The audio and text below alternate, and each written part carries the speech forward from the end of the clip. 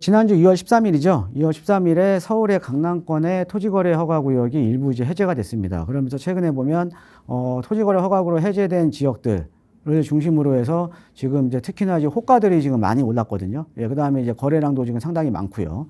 그래서 이제 이런 것들을 바탕으로 해서 또 소액 투자를 할 수 있는 지역들이 또 생기는 거죠. 그래서 최고의 소액 투자 지역이 어디인지 예, 우리 시청자 여러분들께 좀 이제 간단하게 좀 설명 좀 해드리도록 하겠습니다. 강남의 중심은 어디입니까? 자, 강남의 중심은요, 우리가 예전에는 우리가 강남역 주변을 강남의 중심이라고 했어요. 자, 그런데 아닙니다. 지금 강남의 중심축은 지금 이동을 하고 있는 거죠. 어디로 이동을 하고 있냐? 삼성동 일대, 국제교류 복합지구가 있는 삼성동 일대로 지금 강남의 부의 축이 제가 봤을 때는 벌써 이동을 했어요. 왜 그러냐? 지금 최근에 토지거래 허가구역으로 묶였던 지역들을 보시면 요 국제교류 복합지구를 중심으로 해서 요 아래 대치동, 삼성동, 청담동, 그 다음에 송파에서는 유일하게 잠실동, 그러니까 국제교류 복합지구 다 인접해 있는 지역이죠. 자, 우리가 토지거래 허가구역이랑은 어떤 겁니까? 이 토지거래 허가구역은 투기 우려가 있어서 이 토지거래 허가구역으로 이제 묶는 거 아닙니까? 그렇죠? 예, 실거주 목적으로만 매수가 가능하게끔. 근데 여기가 지금 5년 동안 묶여 있었어요. 토지거래 허가구역으로. 예, 그만큼 토지거래 허가구역으로 묶인 지역이다? 좋은 지역이에요. 예, 투자자들이 가장 좋아하는 지역이고요. 그죠? 예, 그래서 지금 못 사게 만들어 놓은 게 토지거래 허가구역이거든요. 자, 근데 이 강남권에서는 어디가 토지거래 허가구역이에요? 국제교류 복합지구를 중심으로 해서 바로 인접해 있는 청담, 삼성, 대치, 잠실이었다는 거죠. 그죠? 자, 그런데 최근에 2월 13일 날 요 지역 중에서 이제 재건축 대상 아파트를 제외하고요. 예전에는 여기 있는 아파트, 잠실동, 그 다음에 지금 대치, 삼성, 청담, 여기 모든 아파트가 다 토지거래 허가구역이었거든요. 자, 그런데 이번에 2월 13일 날 일부 조정이 된 게 요 안에 있는 재건축 대상 아파트를 제외하고는 토지거래 허가구역이 다 풀렸습니다.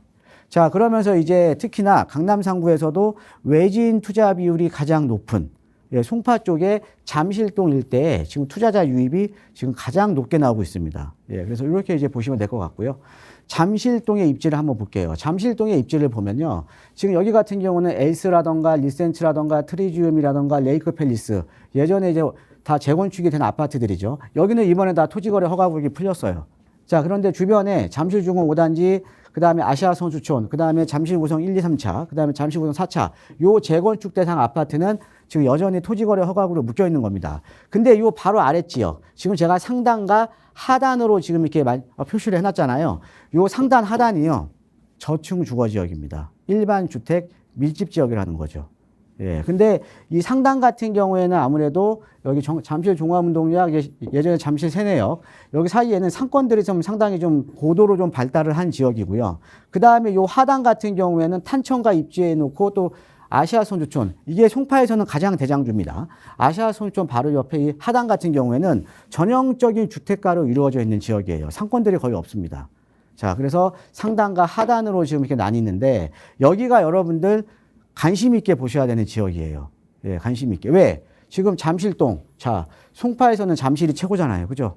뭐 문정가락동, 뭐 삼전, 뭐 방이동 이런 데가 좋은 게 아니죠. 왜? 여기가 예전에 토지거래 허가구로 묶였던 지역, 즉 국제교류 복합지구 바로 옆이잖아요. 그죠? 그러니까 입지는 상당히 좋다라는 거죠. 그래서 여러분들 잠실 본동에, 여기가 이제 잠실 본동이라고 하거든요. 잠실 본동에 여러분들 좀 관심을 가지셔야 됩니다.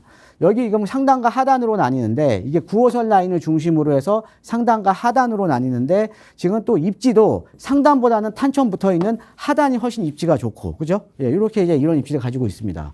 자, 그래서 잠실 본동 같은 경우는 우리 시청자 여러분들께서 관심을 가지셔야 되는 게 제가 봤을 때는 강남에서 가장 좋은 입지입니다. 우리가 뭐 양재동이나 아니면 역삼동이나 이렇게 뭐 모아타운 얘기가 나왔던 지역들보다는요, 저는 잠실동이 가장 더 입지가 좋다고 봐요. 왜? 예, 국제교류 복합지구 바로 옆이잖아요. 예전에 토지거래 허가구역 묶였던 지역이잖아요. 그러니까 그만큼 입지가 좋은 거죠.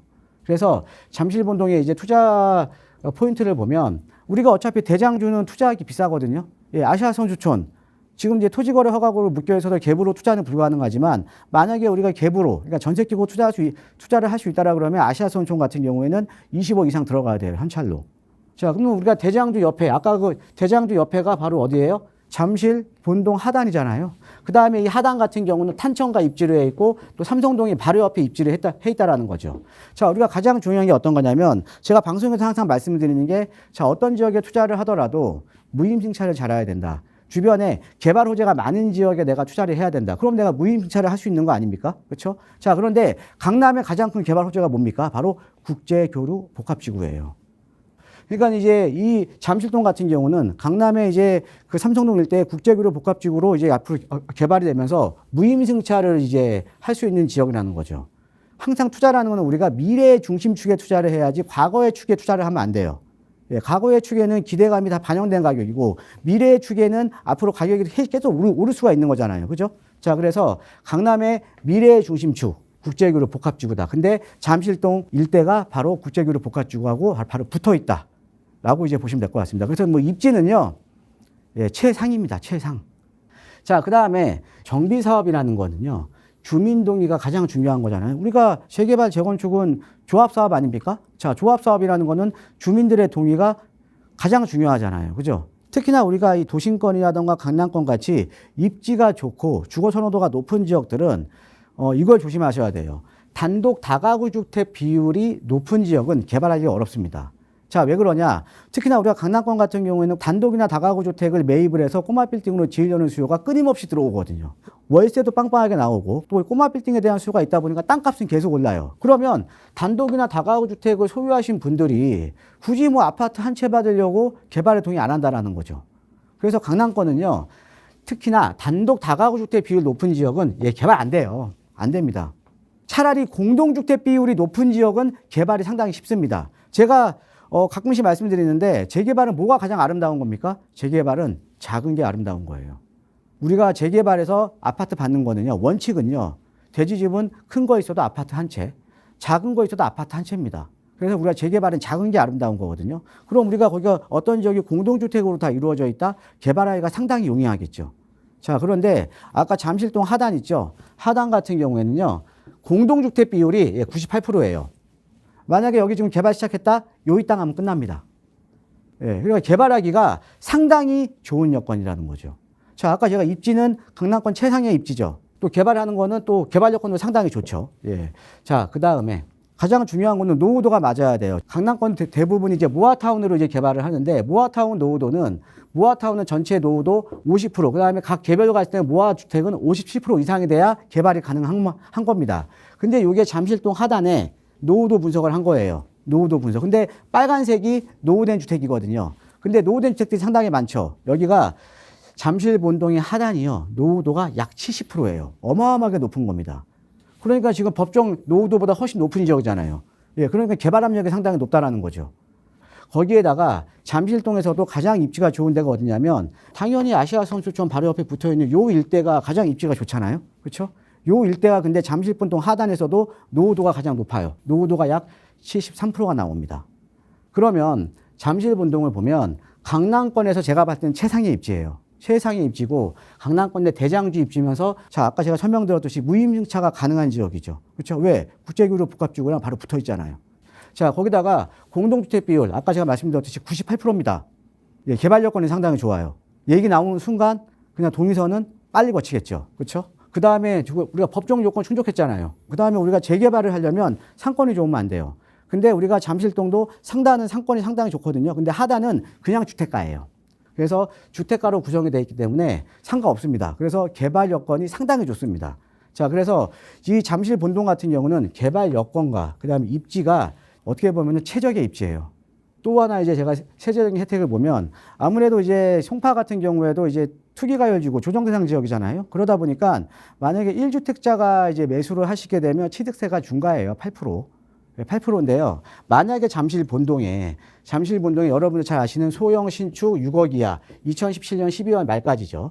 2017년 말까지 이런 주택들은 취득세 판정할 때 주택수에서 제외되는 거잖아요. 그래서 이런 것들은 취득세 중과도 없이 이제 매수가 할 수가 있는 거고요. 그렇죠?